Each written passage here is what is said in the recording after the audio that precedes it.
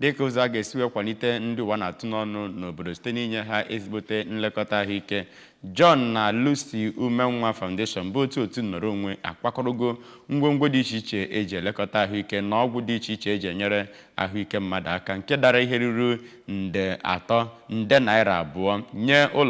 ụlọọrụ ahụike 3 dị na Igbo Ukwu kansụl Agụata nke gụnyere Obiụnọ, Ngo na Ihite Primary Health Care Centers. Ha bụ ndị ritere na ya bụ ọgọ n'afọ Motu Foundation anụnwa mere nke were ọnọdụ na Ngo Primary Health Care Center. Emmanuel Chigbata ga-akọlụ gị akụkọ anyị isi.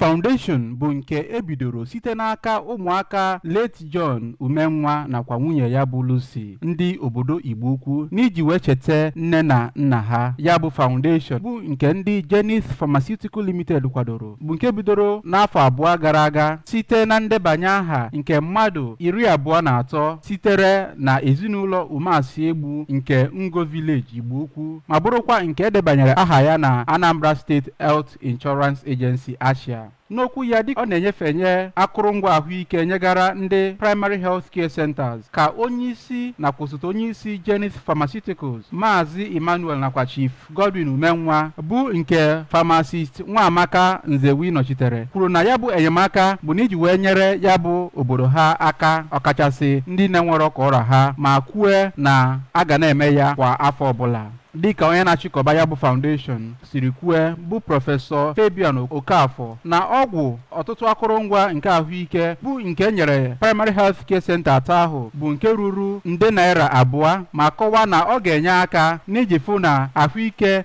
ndị obodo ha bụ nke dị n'ọnọdụ etu o kwesịrị. Otu onye ji okwu ya agba izu na ya bụ obodo bụ Maazị David Ume kelere ụmụ late John nakwa Lucy Umenwa maka icheta obodo ha site n'enyemaka ha, ma kpọkwue ọtụtụ ụmụafọ obodo ahụ ka ha mụta ihe ụmụaka late John nakwa Umenwa na-eme. Onye bụ onye isi Ihite Progressive Union Igbo Ukwu Maazị Ifeanyi Onyeka kwere nkwa na ha ga-eguzobe otu kọmitii ga-enebanye anya fụ na ya bụ ọgwụ ahụike bụ nke a na-amarịsị ndị arụ anadịghị. N'ikele ya bụ foundation n'aha Primary Health Care Centers nke 3 dị n'obodo ahụ, ka onye bụ onye isi Ihite Primary Health Care Center Oriakụ Uju Osegbo kwere nkwa na ya bụ ọgwụ nakwa ngwongwo ahụike bụ nke ha ga-eji rụọ ọrụ etu o kwesịrị. Site n'Igbo Ukwu, Emmanuel Chigbata maka akụkọ ụwa ABS.